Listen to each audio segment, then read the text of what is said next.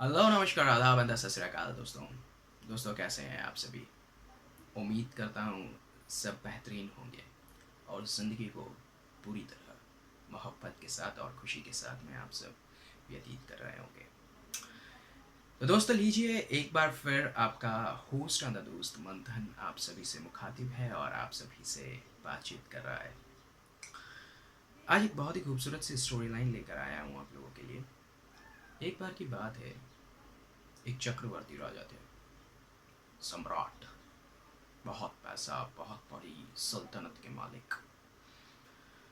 उनकी 4 पत्नियां थीं। उन चारों पत्नियों में से वो जो सबसे ज़्यादा मोहब्बत करते, अपनी चौथी पत्नी से करते। चौथी पत्नी से इतना प्यार करते कि पूरे राज्य को ये बात पता थी। सबको कहा गया था कि हमारी चौथी पत्नी को जो कुछ भी चाहिए उन्हें मुहैया कराया जाए, किसी भी कीमत पर। तीसरी पत्नी से भी एक अंतराल के बाद उन्हें धीरे धीरे धीरे धीरे मोहब्बत होने लगी, लगाव होने लगा। दूसरी पत्नी से भी उन्हें प्यार होने लगा। पर अंत समय तक पहली पत्नी से राजा मोहब्बत, प्यार कभी कर ही नहीं पाए। अब सब कुछ बेहतरीन चल रहा था, खुशहाल चल रहा था, किसी भी तरह की समस्याएं नहीं आती। राजा अपनी पत्नियों से उनके हुनर के अनुरूप काफ़ी सारी चीज़ें डिस्कस किया करते, बातचीत किया करते, विचारों के आदान प्रदान हुआ करते। तो चौथी पत्नी से अक्सर वो वित्त से संबंधित बातों के बारे में डिस्कशंस किया करते, पैसे से रिलेटेड चीज़ों के बारे में डिस्कशन किया करते। तीसरी पत्नी से राज्य के विस्तार और राज्य को किस तरह से एक्सपांड किया जाए इस बारे में डिस्कस करते। तीसरी पत्नी से अपने परिवार के बारे में डिस्कशंस किया करते, उन्हें सॉल्यूशंस भी देती। पर पहली पत्नी के पास में कभी राजा जाना अधिकतर पसंद नहीं किया करते, क्योंकि पहली पत्नी से उन्हें कुछ खास मोह नहीं था। वो सोचते यार ये किस काम की है। अपने परिवार के बारे में डिस्कशंस किया करते, उन्हें सॉल्यूशंस भी देती। पर पहली पत्नी के पास में कभी राजा जाना अधिकतर पसंद नहीं किया करते, क्योंकि पहली पत्नी से उन्हें कुछ खास मोह नहीं था। वो सोचते यार ये किस काम की है। अब चूँकि अंत समय नज़दीक आ गया था राजा का, और जैसा सभी के जीवन में होता है राजा का, और जैसा सभी के जीवन में होता है, अंत समय राजा का नज़दीक आ गया। राजा मरने वाले थे। राजा ने अपनी चौथी पत्नी से, जिससे उन्होंने सबसे ज़्यादा मोहब्बत की, उन्हें बुलाया और कहा कि देखो, मैंने ज़िंदगी भर तुम्हारी सेवा की, तुमने जो चाहा मैंने तुम्हें ला कर दिया। अब वक्त आ गया है कि मुझे इस दुनिया से रुखसत होना है, मुझे इस दुनिया को अलविदा कहना है। क्या तुम मेरे साथ चल पाओगी? वो मुस्कुराई और कहने लगी, ऐसा थोड़ी ना होता है राजन, मैं आपके साथ नहीं चल सकती। राजा को बात बड़ी चुभी, पर अब क्या कर सकते थे, कोई और रास्ता नहीं था। उन्होंने सोचा चलो ठीक है, आप ना सही, मैं तीसरी पत्नी के साथ चला जाऊंगा। उन्हें पूरा भरोसा था कि उनकी जो तीसरी पत्नी है, जिनसे अक्सर वो बातें किया करते, और राज्य के विस्तार के बारे में, और किस तरह से भूमि को हमें लेना है, किस तरह से राज्य का विस्तार करना है, इस बारे में डिस्कशंस किया करते, वो तो डेफिनेटली हमारे साथ चलेगी।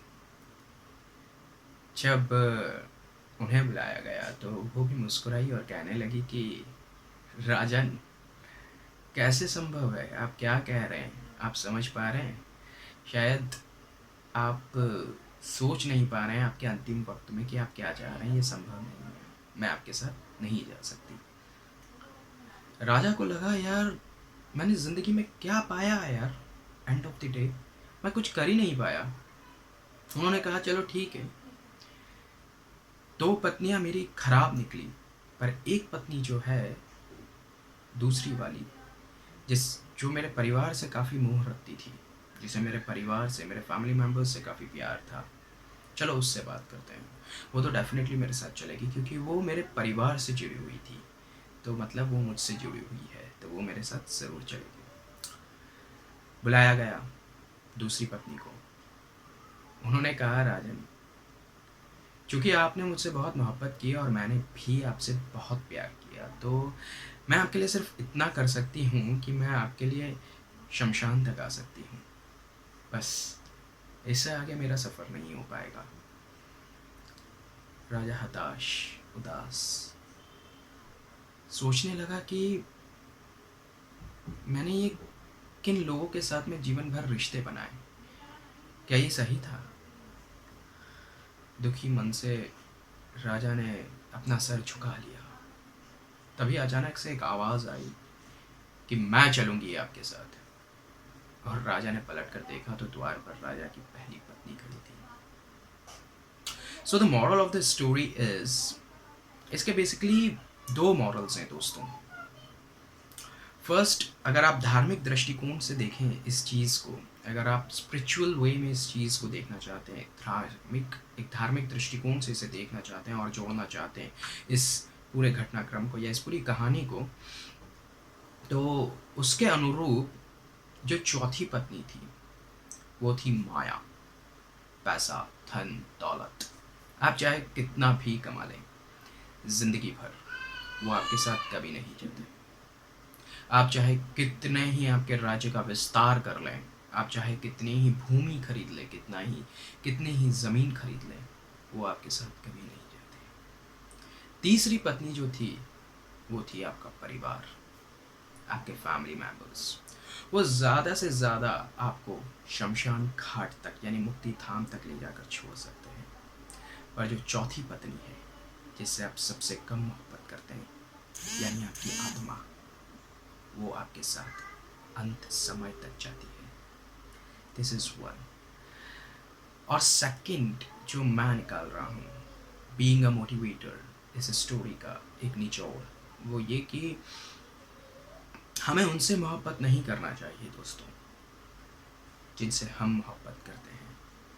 प्यार और लगाव उनसे करना चाहिए जो हमसे प्यार और लगाव रखते हैं। प्यार और लगाव हमें उनके साथ रखना चाहिए जो हमसे प्यार और लगाव रखते हैं। सो दोस्तों, ये थी आज की कहानी। अगर आपको पसंद आई हो तो इस कहानी को अपने दोस्तों के साथ भी शेयर कीजिए, इस चैनल को लाइक कीजिए, सब्सक्राइब कीजिए। मैं रोज़ आपके साथ में ऐसे ही मोटिवेशनल स्टोरीज़ लेकर आता रहूँगा। देखते रहिए और एंजॉय करते रहिए। Thanks a lot for watching out this beautiful story with us. Thank you so much.